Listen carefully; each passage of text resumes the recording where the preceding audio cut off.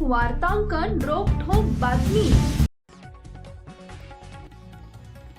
सोलापूर शहराच्या मध्यवर्ती भागात 2 दिवसाआड पाणी पुरवठा करू, रात्रीचा पाणी पुरवठा बंद करू, हद्दवाढ भागातील पाण्याचा दिवस कमी करू असे अनेक आश्वासने सत्ताधारी भाजपचे पदाधिकारी गेल्या 2 महिन्यांपासून देत आहेत। यापैकी एकाही आश्वासनाची पूर्तता झाली नाही।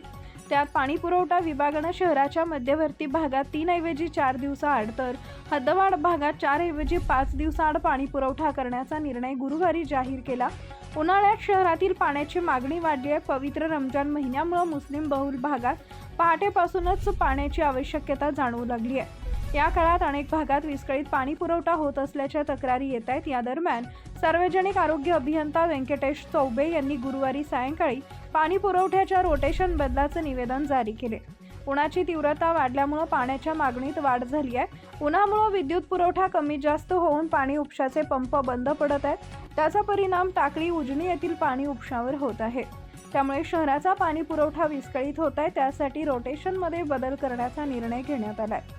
शहरात 4 दिवसाआड तर हद्दवाढ भागात 5 दिवसाआड पाणी पुरवठा होणार आहे। त्यामुळे शहरातून आठवड्यातून एकदाच पाणी पुरवठा होणार आहे। पालिकेने पर्यायी यंत्रणा उभारली नसल्याने जुळे सोलापूर, नई जिंदगी, स्वागतनगर, कारखाना, बापूजी नगर, गांधीनगर, मौलारी चौक, पद्मानगर, कुचन नगर, विजापूर रोड, राजस्व नगर, सुनील नगर, आशानगर, मणिधारी, किसान संकुल, विडी घरकुल, शेळगी, दहिटणे या भागात 5 दिवसांवर पाणी येणार आहे। महाराष्ट्रातील महत्त्वाच्या आणि ताज्या बातम्या पाहण्यासाठी आमच्या जय हो न्यूज चॅनलला सबस्क्राइब करा आणि बेल आयकॉन प्रेस करा।